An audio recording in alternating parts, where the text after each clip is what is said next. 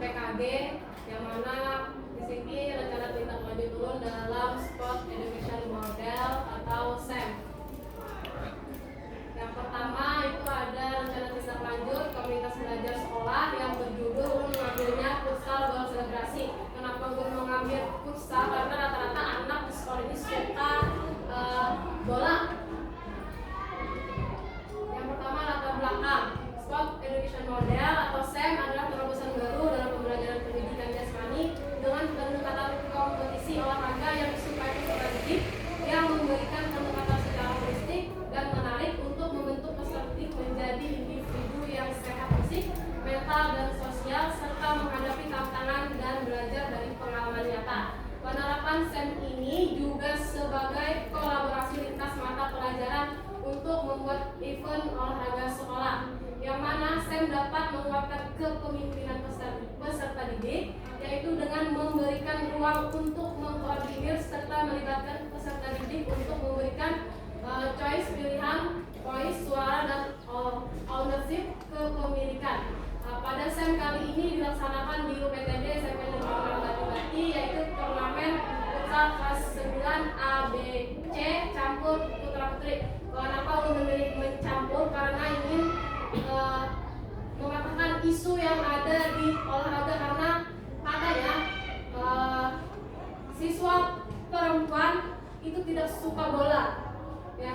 Banyak yang mengatakan seperti itu. Maka dari itu Ulun ingin mencampurkan futsal itu tidak hanya putra saja, tapi putra dan putri digabung. Nah, turnamen futsal bola selebrasi ini dipilih karena banyak minat peserta tadi, dan juga untuk menyuarakan isu-isu bahwa peserta didik perempuan tidak menyukai bola.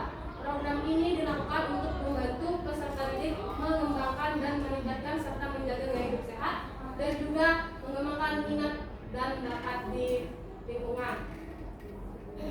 Adapun tujuan program yaitu untuk membangun serta menciptakan pembelajaran yang berpusat pada peserta didik, yang mana pusat pembelajaran tersebut peserta didik bisa mengembangkan minat dan bakat yang ada pada diri mereka untuk meningkatkan kebugaran dan kesehatan peserta didik, yang mana dapat membantu mereka dalam mengembangkan keterampilan, pengetahuan, dan nilai-nilai sosial melalui pengalaman belajar.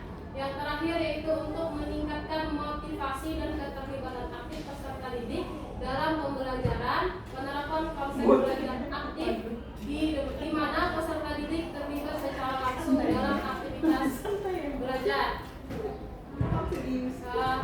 Capaian langkah-langkah dan hasil yang diharapkan untuk tiap tujuan. Yang pertama tadi tujuannya meningkatkan aktivitas peserta didik, kemudian menjunjung tinggi sportivitas, karena di olahraga ruhnya katanya belum dapat dari MBMP oleh Ibu Sulfira, ruhnya olahraga itu adalah sportivitas. Dan kemudian itu kepemimpinan dan tanggung jawab. Kemudian langkahnya ada pengelolaan musim, penyiapan pertandingan, puncak pertandingan, pencatatan pertandingan, festival akhir pertandingan, dan evaluasi serta refleksi. Adapun perannya yaitu ada panitia, peserta, pelatih, wasit, reporter, supporter, PMF. Kemudian match dilaksanakan 23 November 2024. Perannya ini di mana peserta didik tidak harus jadi pemain, karena kita berpusat pada peserta didik sesuai dengan minat yang diinginkan mereka, dan mereka akan melakukan peran itu sesuai dengan yang mereka mau. Jadi di mana nanti peserta didik itu bisa ada yang jadi wasit, karena mungkin dia suka jadi wasit, mungkin ada yang jadi coach pelatih, ada yang suka jadi reporter, kemudian ada PMR. Jadi tidak mesti peserta didik itu harus jadi pemain. Peserta didik mampu menjadi pelaku olahraga kompetitif, berpengetahuan, serta sehat, bugar, dan antusias sesuai dengan peran yang mereka pilih tadi. Peserta didik menentukan peran masing-masing sesuai minat dan keinginan mereka. Pada setiap langkah, guru sebagai fasilitator. Jadi kita guru cuma sebagai fasilitator, kita mengarahkan, membimbing, memotivator, dan mengawasi. Peserta didik sebagai pelaku utama yang bertanggung jawab dalam menentukan segala keputusan. Kemudian ada struktur program dan mitra dalam komunitas belajar. Penanggung jawabnya Bapak Badar, ketuanya lu ngambil Ibu Mawar, koordinasi komite Reza, dokumentasi Bapak Hafiz, dan guru PJK-nya urus sendiri. Kalau yang ini cuma gambaran saja.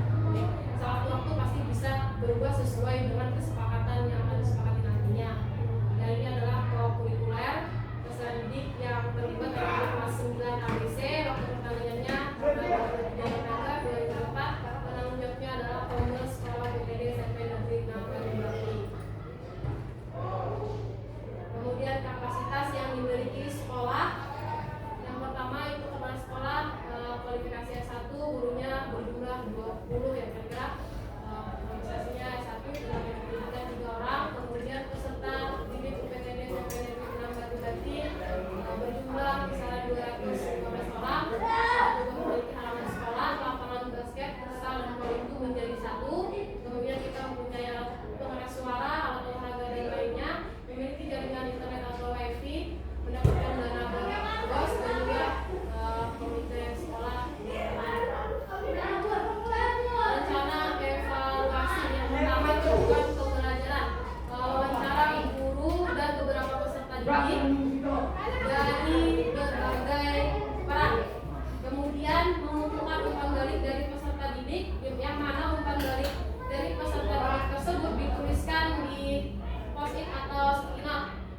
Kemudian yang ketiga, refleksi guru. Guru itu mewawancarai guru terhadap perencanaan, pelaksanaan dan pengelolaan Sport Education Model.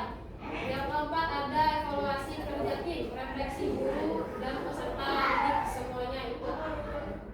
Yang kelima, evaluasi penerapan konsep Firefly, catatan pertandingan peserta didik. Yang keenam, evaluasi manajemen kelas dan pengelolaan waktu, catatan observasi guru. Yang ketujuh, pengembangan dan perubahan, yaitu catatan rencana tindak lanjut.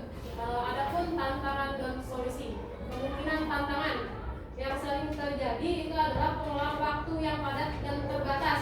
Kemudian pengaruh musim penghujan dan juga lapangan yang licin. Adapun solusinya untuk yang waktu tadi itu adalah memaksimalkan waktu yang tersedia dengan disiplin terhadap timeline yang telah ditetapkan. Kemudian untuk yang misalnya hujan itu penyediaan alternatif tempat pelaksanaan pusat, misalnya di halaman sekolah.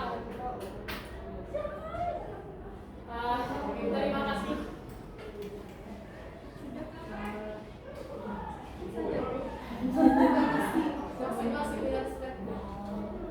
Terima kasih atas perhatiannya. Jika ada yang ditanyakan, silakan. Boleh nggak bertanya? Boleh. Masih jalan.